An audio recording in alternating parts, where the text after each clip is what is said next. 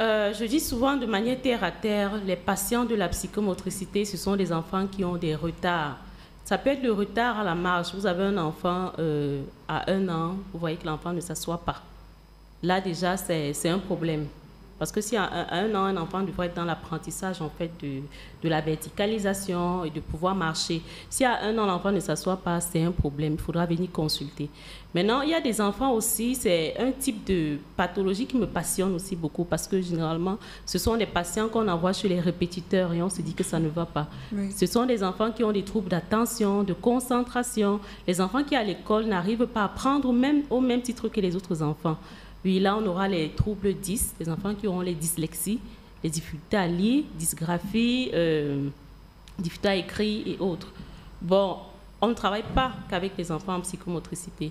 En psychomotricité, on va aller du prématuré, souvent même de la femme enceinte jusqu'à la personne âgée aussi. Déjà, le prématuré, c'est un enfant qui vient brutalement en fait dans un monde et tout paraît assez agressif pour l'enfant prématuré. Ça veut dire qu'il faut essayer au maximum de reproduire vraiment le confort, en fait que l'enfant avait. Et aussi, l'enfant prématuré est très fragile. La lumière, en fait, peut agresser un enfant prématuré.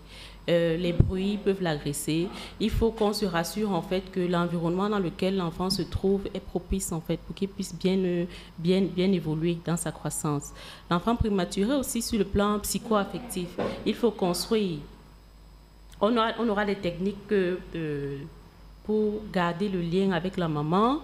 L'enfant prématuré qui est en couveuse et dont la maman est en salle d'hospitalisation, il faudra certaines techniques en fait pour que l'attachement entre la mère et le bébé reste. Bon, il y a beaucoup de paramètres sur lesquels il faut travailler en fait quand il y a un bébé prématuré qui vient au monde.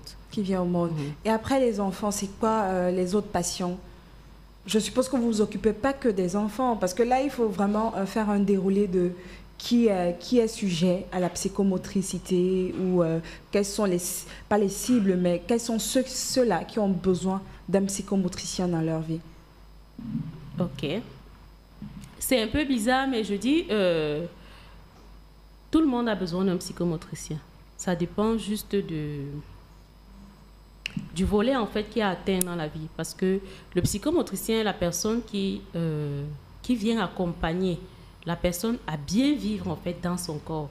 Le psychomotricien c'est le corps, ça veut dire pendant que le médecin va soigner ce corps, le kiné par exemple va s'assurer que le corps est fonctionnel, le psychomotricien lui s'assure que le corps est bien habité et que le corps est bien habité, est bien vécu en fait.